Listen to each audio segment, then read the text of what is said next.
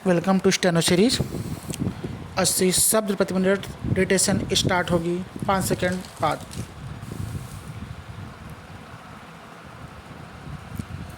दुनिया के विभिन्न देशों के बीच आज जिस तरह से युद्ध चल रहे हैं, भारत के लिए बेहतर विकल्प यही है कि वह पूरी तरह से तटस्थता की नीति ओढ़ ले।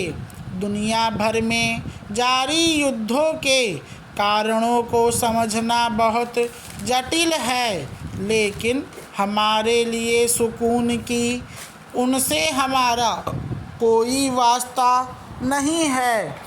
भारत के पास ऐसी कोई जादू की छड़ी भी नहीं है कि वह यूक्रेन, पश्चिम एशिया या पूर्वी एशिया में निर्णायक भूमिका का निर्वाह कर सके।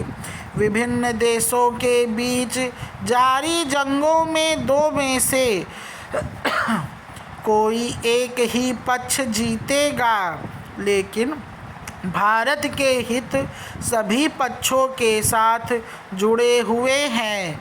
इसलिए ईरान पर अमेरिका इजरायल के हमले, रूस यूक्रेन युद्ध या ताइवान पर चीनी आक्रमण के मंडराते बादलों के मद्देनज़र किसी के साथ खड़े होना भारत के हित में नहीं है। उनके बीच चल रही लड़ाइयों में जो जीतेगा वह खुद भारत के साथ अपने संबंध सुधारने की पहल करेगा।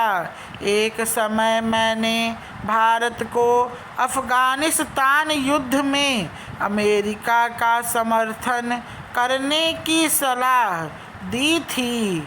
रूस द्वारा यूक्रेन पर आक्रमण के बाद भी मुझ जैसे लोगों ने नई दिल्ली से मॉस्को विरोधी अपने आर्थिक साझेदारों का साथ देने का आह्वान किया था। अतीत में भी नई दिल्ली के रणनीतिक प्रतिष्ठानों को इस बात के लिए बार बार आगाह किया गया है कि वे दूर दराज के देशों तक अपनी सैन्य शक्ति स्थापित करने के लिए अभियान चलाएं। अब स्थिति बिल्कुल उलट है। अब हमें रक्षा बजट को दोगुना करके अपनी रक्षा व मारक क्षमताओं को तेजी से बढ़ाना चाहिए। भारत की नीतियां दो लक्ष्यों पर केंद्रित होनी चाहिए। पहला, अंतर्राष्ट्रीय संघर्षों के बीच उसके परिणामों को अपने पक्ष में करने की कोशिश करे, और दूसरा, सुनिश्चित करे कि इन युद्धों का विस्तार हमारे देश तक न हो। दोनों लक्ष्य कठिन हैं, लेकिन हमारी सरकार और समाज चाहें तो इनको पाया जा सकता है। पश्चिम एशिया के युद्ध का असर हमारे नागरिकों की सुरक्षा, तेल गैस आपूर्ति, व्यापार और वहां से आने वाले धन पर पड़ता है। भारत ने पहले भी बड़ी संख्या में अपने नागरिकों को युद्धग्रस्त इलाकों से निकाला है, और वह इस काम में सिद्धहस्त है। हालांकि इस बार यह बहुत मुश्किल काम है।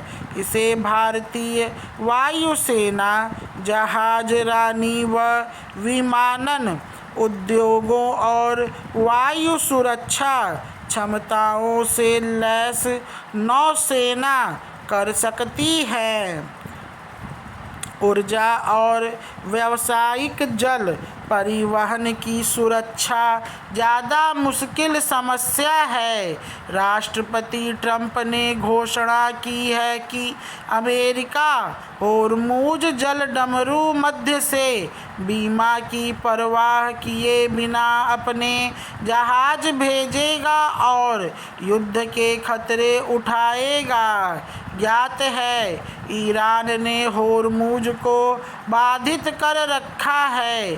अमेरिका अपनी योजना में सफल हो जाता है तो भारत को कुछ राहत मिलेगी, अन्यथा ज़्यादा अमेरिकी टैरिफ का खतरा मोल लेकर भी उसे रूस से तेल खरीदने के लिए तैयार रहना चाहिए। स्टॉप।